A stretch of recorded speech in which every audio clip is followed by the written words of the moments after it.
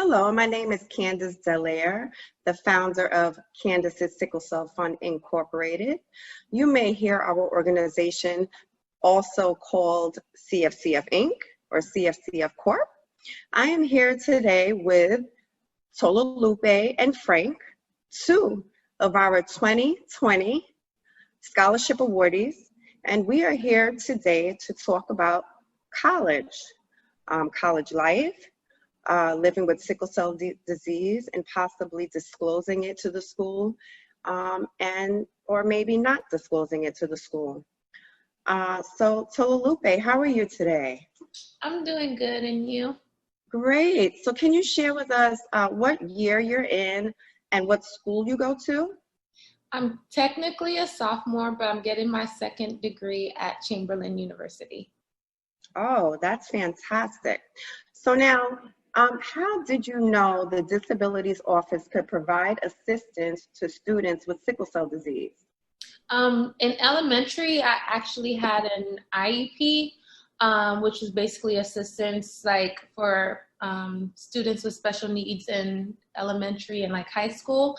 So I figured if they had it then that they would have it at my college. So I went to, they had a disability office, and I went to the office and talked to them, and that's basically how I knew I could get assistance. That's great. And I have heard that it's a good idea to do the IEP in advance in your elementary, middle school, high school years so that it's not as hard to apply to the disabilities office. So that's good information.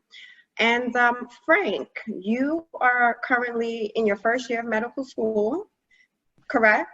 Yes, that's correct. Okay. What school do you attend? I attend Frank H. Schnetter at Quinnipiac University. Okay, great. So what has been the most difficult part about being a student with sickle cell disease? So I don't think there's one specific part. I guess it's a variety of feeling inferior to others, figuring out what some of my triggers are that may be causing pain crises, trying to figure out that pattern, and just asking for help in general. So starting with feeling inferior to others, sickle cell disease can be or can come with stigma for many people. And from elementary school, I always question myself, like, why are my classmates able to play more than me, or go to school more than me while I was sick, missing more school days. Whenever we would play outside, I would be exerted and get gassed out a lot easier than they would. So it kind of like made me feel different, and that's kind of like where the inferior feeling came from or developed from. So that was very difficult in terms of like figuring out the actual triggers. I think as the years progressed and I got older, I was able to realize what may be causing some crises, or what certain actions or behaviors I could prevent or do different in order to stay healthy. So trying to figure that out was also difficult. And just asking for help in general, again, it could also make someone, feel inferior or vulnerable when you actually have to like open yourself and asking for help. But just like realizing that at some point in your life, you do need to, or everyone needs to ask for help at some point in their life. And just trying to realize that early on was pretty difficult, but definitely helpful. Okay, so like Frank, I did not utilize the disabilities office on my college campus. I was pretty much told to remain discreet about my illness. This information was by my family, deciding that I shouldn't go around and telling people that I was sick. But the sickle cell team at the Comprehensive Center thought it was a good idea to disclose. So I went to school and I didn't disclose. And so what I had to do was pretty much reach out to the professors myself And then the question is, do you let them know in advance or do you tell them after you get sick? So this is a very important topic, and I'm glad that we're here talking about this. So Tolulope did utilize the disabilities office on campus, and Frank did not. So Tolulope, what are some of the things that the disability office can help you with? Some things they can help you with is basically like if you miss class, you won't be penalized for it. Or let's say you miss an exam like a midterm or a final, you'll be allowed to make it up. So basically being able to catch up on work that may set you behind due to your health. Very good. So instead of you having to reach out to the professors, if you're in the hospital, the disabilities office will let your professors know that you are sick? Honestly, I cannot confirm nor deny that because I was very good at communicating with my teachers. Like that's something I've always been like, if I know I'm like not feeling good, like I'll send an email right away, or I'll have a friend send an email if I'm like too much in pain where I can't function. So I'm sure it's possible that you can, I believe like at my old campus, you could call them and they'd be able to alert your professors. But I just like direct communication, so I would always email them whenever I was having a bad crisis. Okay, so you registered with the disabilities office, but you also reached out to your professors and developed a relationship with them so that they can know firsthand from you that you have sickle cell disease. Yes, I did both. Great, that's great information. Okay. Frank, on an average, how many days through the school year have you missed due to sickle cell complications? On average, I would say there were some years that were worse than others, but on average, on a school year, probably about 10 to 12 days, which is approximately like 5 or 6 per semester. Okay.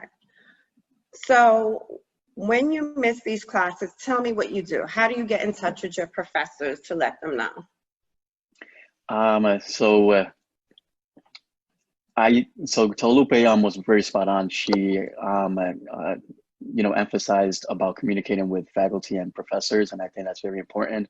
So from the beginning of the school year, I also spoke with them privately and let them know my situation and my circumstances, and that there will be some days where I will have to miss school because I'm attending to a sickle cell crisis.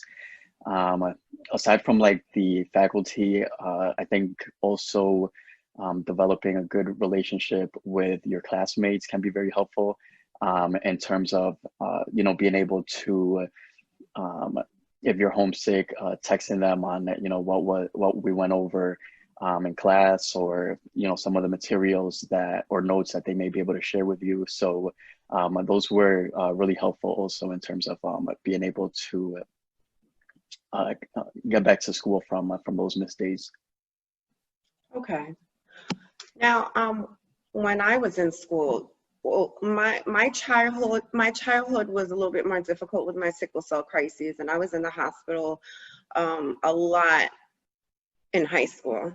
In college, not as much, but I did have extensive hospitalizations, and I think I would have benefited from having someone being able to advocate for me, like the disabilities office. So Tolulope, were you embarrassed or nervous to disclose to them that you had sickle cell disease?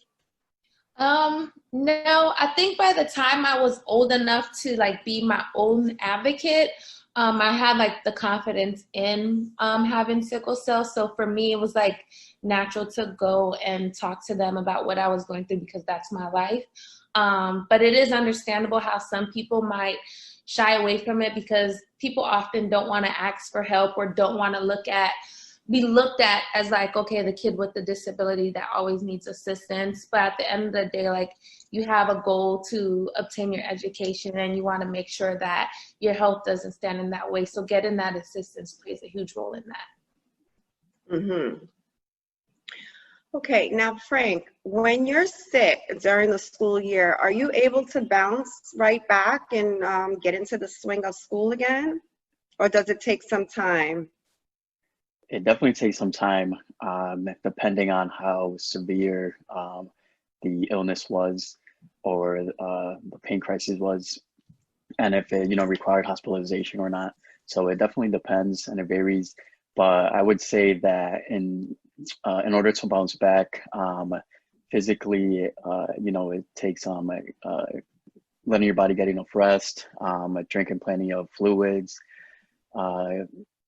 communicating with your clinicians with whatever issues you may be having during the hospitalization or post-hospitalization, or even if you were not hospitalized, just how you're doing on a regular basis at home. And also, having a good support system in place, such as family and close friends, can go a long way on helping you bounce back. Mentally, I would say that being able to understand yourself and be forgiving of yourself is very important. So like keeping that positive mindset, keeping your end goal in mind will definitely motivate you on, getting back to school and, getting back to work and stuff like that. Just like realizing that it's making you a stronger individual every time that you're bouncing back from any type of hurdles, such as a pain crisis or any other type of complications that, illnesses and diseases can cause. I think you said forgiving yourself. Is that something that you just said? That's a big part of it too. Because I spent a lot of time blaming myself for some things that I did that could have caused a sickle cell crisis or caused me to go into the hospital. So that's important. We have to realize that we do have an illness and that we try our best to take care of ourselves. And sometimes we don't have control. Especially in college, you're kind of like testing things out and you're experimenting, and it can cause you problems, but however, it's part of life and it's part of growing. And I think that's very important. I remember being hospitalized during my college years, and literally being in the hospital trying to finish a paper, having my laptop with me, falling asleep off of the medication that they're giving me. So I'm not really focusing on getting better because I still don't want to have to play catch up. I don't want to have to catch up. So sometimes we have to do that. But at the same time, if we don't rest, we're going to spend more time in the hospital and possibly relapse and get sick again the next month or the next week. So thank you for sharing that. And so Lupe, what type of information was required for you to register with the Disabilities Office so that we can make it clear to our listeners? What did they require from you? Often they require like some medical documentation from like your doctor. So like your doctor might provide like a paperwork that, says that you have sickle cell anemia. And often some campuses actually have a form, and you could take that form and have your doctor fill it out. So either or is pretty much what the offices would use to help you set things up. Okay. So now I've had fellow warriors reach out to our organization and say, hey, I went to the Disabilities Office. They don't even understand sickle cell disease. They were not able to help me. And then I have fellow warriors that did get help. And so a message to people watching this is that it's not perfect the way the Disabilities Office works. We as an organization are here to assist you. You will see our email information, our website at the end of this. And if you need an additional push from us to get the Disabilities Office moving on whatever it is that you're requesting, reach out to us. And we don't have all the answers either. It's not a flawless process.